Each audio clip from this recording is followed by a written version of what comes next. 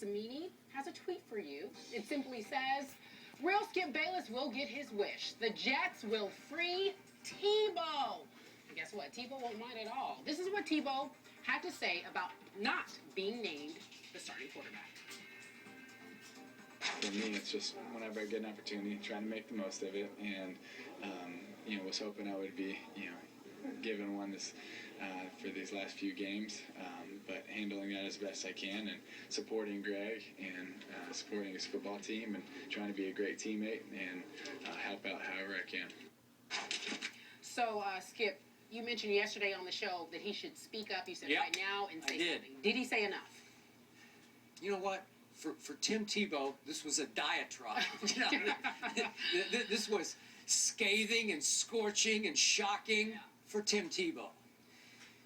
He actually went so far, Christian, as to say he was a little disappointed in what's happened this year. He actually revealed yesterday that he was told he would get multiple possessions on Monday night, and obviously he just got one, which was the planned third of the game.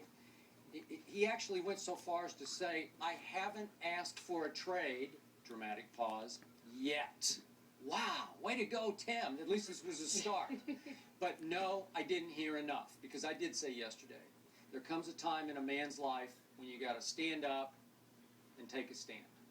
And I wanted to hear so much more. I wanted him to say, I got sold a bill of goods by Rex Ryan. I wanted to hear him say, I was led to believe I would have a 50-50 shot of actually winning the starting job this year, and I got one possession in the 14th game of the year. I wanted to hear him say, I rarely got a shot at running the offense that I run the best, which is the college spread option offense that we saw again and again in Denver last year. And I wanted to hear him say that ultimately I wasn't treated with nearly the respect that I think I earned in Denver last year, not just in a couple of games, but in 13 games, and I did win a playoff game, and gee, I think this is a little beneath my dignity. I wanted to hear all of the above because I think, Christian, if he had said those things, not in a mudslinging way, but just in a straightforward, from the heart, Tim Tebow way, I think it would have helped him earn back a little respect around the league from potential GM coach who might take a shot on Tebow. They don't want to see him milquetoast this one. They want to hear what the truth was in his eyes, and I think we only got a little grain of that truth. Yeah, you know, I'm going to go with my initial reaction on this whole situation, and my initial reaction was, stand up for yourself. Aren't you tired of this? But when you look at Tim Tebow, that's just not his style. So you nailed it. Like, that was him speaking out. But at the same time, you need to say something.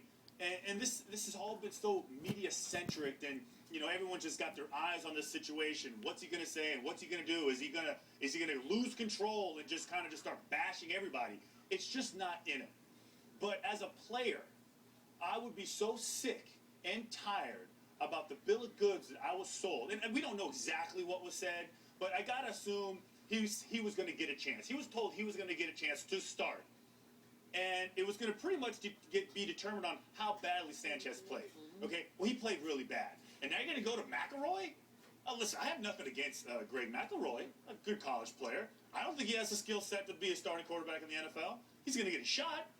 But if I'm Tim Tebow, here's my chance, because I know my future really isn't in New York. I know it's probably going to be somewhere else. So give me the shot. Let me run the offense, no matter what it is. I can make something out of nothing for you, and that's really what they brought him for. Punt protector? Really? Slap me in the face again. Kick me while I'm down. My thing with Tim Tebow is he's a great kid.